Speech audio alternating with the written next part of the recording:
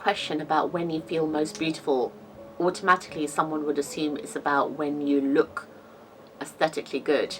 But I think for me, I can feel beautiful when I have achieved something, and that makes me feel confident. So for me, that is beauty in a different kind of way. The obvious answer that everyone would probably say is when you dress well or when you have your hair done. It might be something like that, but I don't think that is what always makes me feel beautiful. There's so many other factors that contributes to that positivity that I can feel.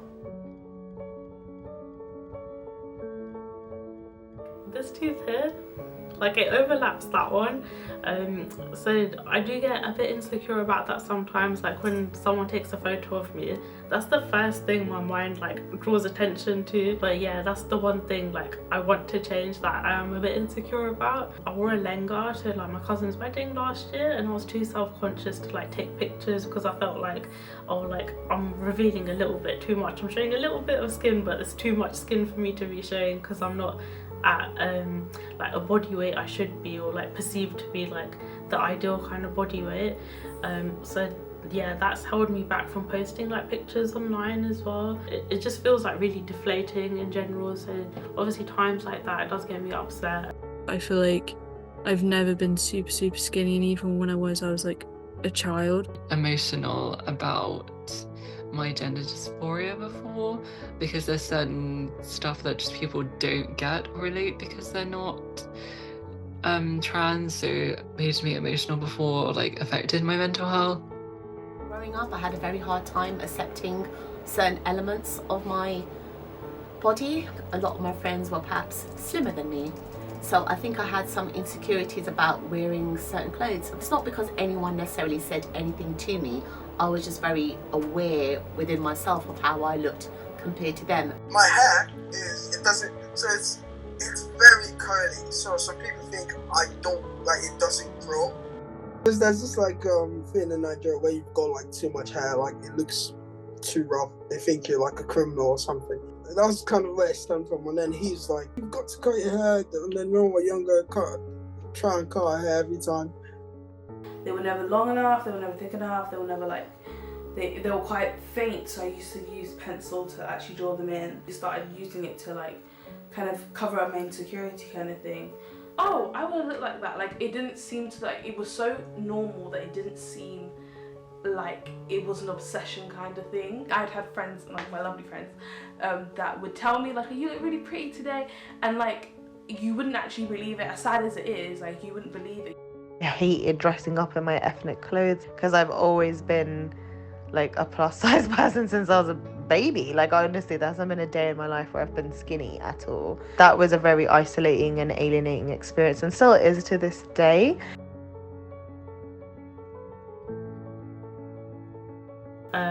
I've been upset due to like the appearance of my body and not meeting the beauty standard that I want to set for myself. So yeah, that's what's brought me down in the past. So typically, like within the Indian sort of like beauty standard industry, like to be beautiful is to basically be fair. Like that's probably compliments I get, like, you know, oh, like you're really fair, you and your sister are really fair, but that's just like the colour of my skin. Like that shouldn't be a compliment. Some girls, like some of my friends and stuff, or cousins, like get told like they're dark and they should try like bleach or like lightening products to get their skin to a lighter shade, when they shouldn't be doing that. They shouldn't be encouraged to do that either. I feel like with like Indian families or Indian like family members, they just have no filter. People will just come up to me and say, what's wrong with your face? And I'll be like, it's acne, like educate yourself.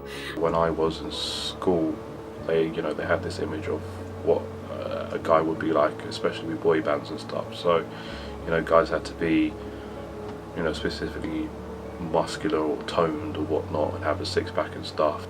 So that's kind of, what their body, their perception of the perfect body image was. To be kind of being comfortable within yourself. So it doesn't matter, if you're short, whether you're tall, whether you're, on the bigger side or whatnot. Is basically to embrace who you are. Growing up in the 90s, what the perfect image of a woman was, and now basically what the perfect image of a woman is as well. I mean, you see people with lip fillers and getting implants, it creates a lot of insecurity for them. So there is a bit of there's a lot of blurred lines, and I think that, you know, they probably do have it a lot harder than men do, unfortunately. I think the beauty standards in the Asian culture is quite a negative one, actually. You have to be considered to be beautiful, fair-skinned, for example. You can't really be on the chubby side. You have to be quite slim, you have to be quite tall. There was this expectation that women had to be hairless, for example, to be considered to be beautiful. There was an expectation that you had to have long hair, and if you had short hair you were considered to be a tomboy. I grew up in the 90s and the early 2000s. The body image at the time was to be super skinny, and now 20 years later the image has changed drastically, where women are expected to be more curvy, and if you don't conform to their standards you're almost made to feel like you're different or you're not beautiful. So I think there is a lot of pressure. Like, I looked in the mirror and said, like, I really don't know, don't recognize myself, I don't know what I'm looking at. And even when I'm looking at pictures, it's just kind of like, oh, like, it's wild. I thought I was like really big in that time in my life, and it's not that. It was just my perception of what I looked like. Too manly for the girls, but then too feminine for the boys.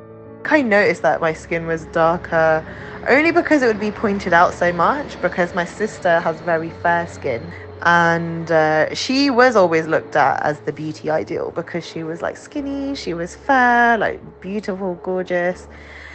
So I just kind of was okay with her being like the pretty one. I'd say like comments are mainly, like, I've received are probably mainly targeted at my weight. Yeah, when I was younger, I was, you know, definitely, because I was quite skinny, so there was that element. There was a period when I was picked on just because I was a chubby little girl, and then I grew up and I thought, actually, you bullies are actually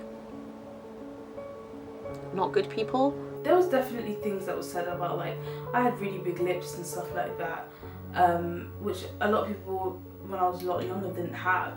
So it wasn't necessarily teased, but I think they point them out and just remind me, like, oh my gosh, it'd be a compliment, but, you know, it's something that you maybe think about back and you think, oh wow, like, is it really that big, and kind of play into my insecurities.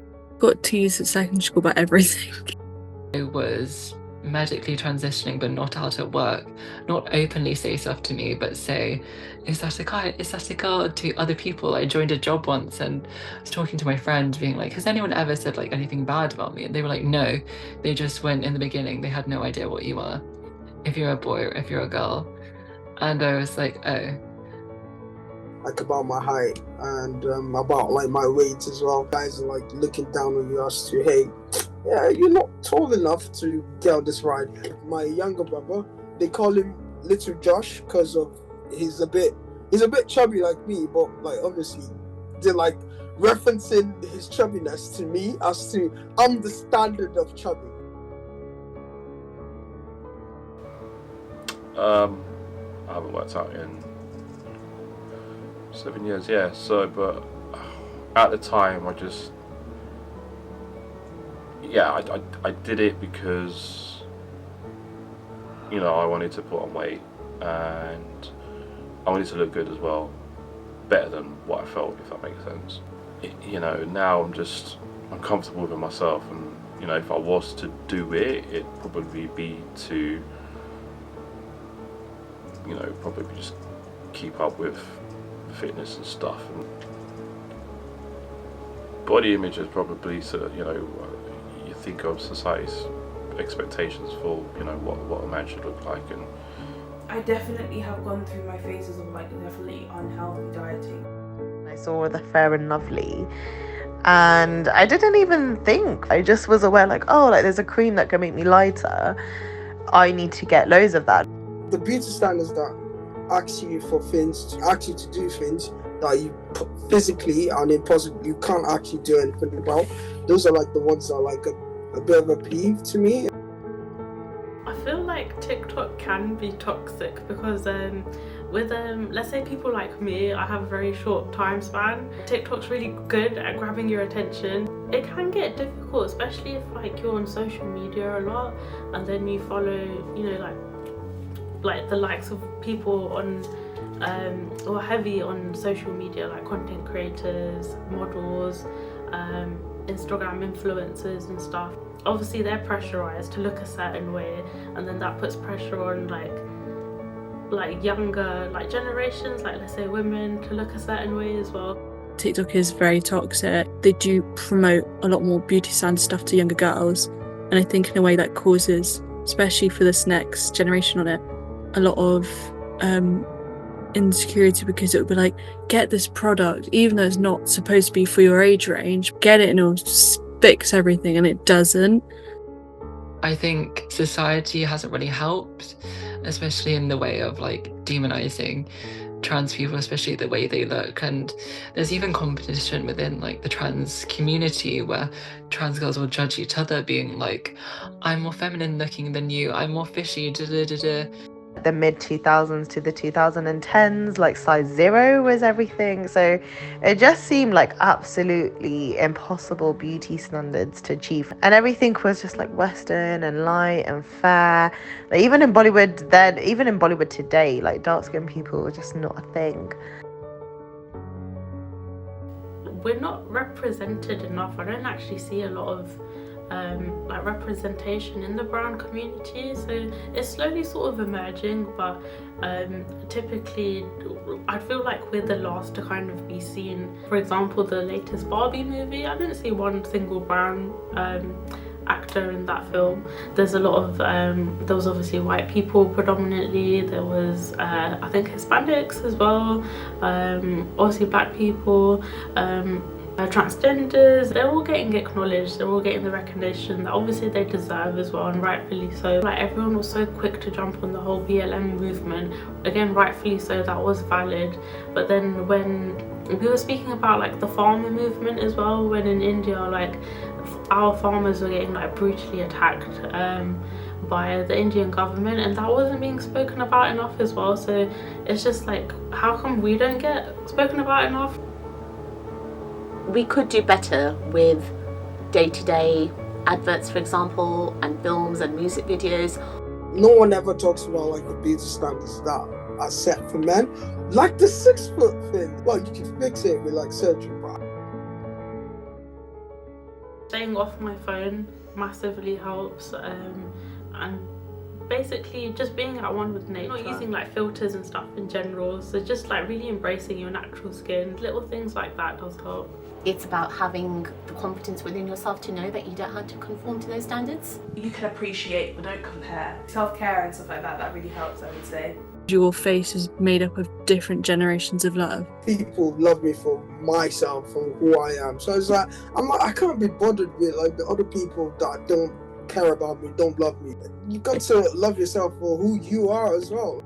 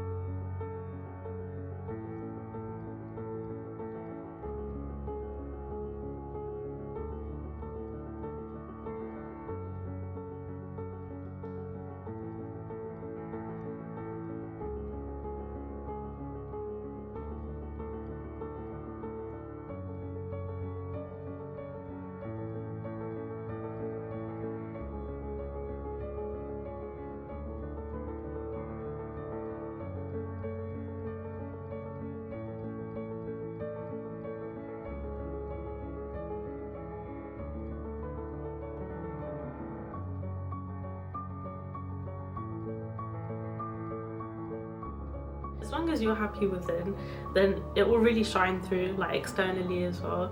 And then people say like, you know, you have a natural glow when you're happy, or like when you feel confident, and I feel like that's probably what beauty means like to me.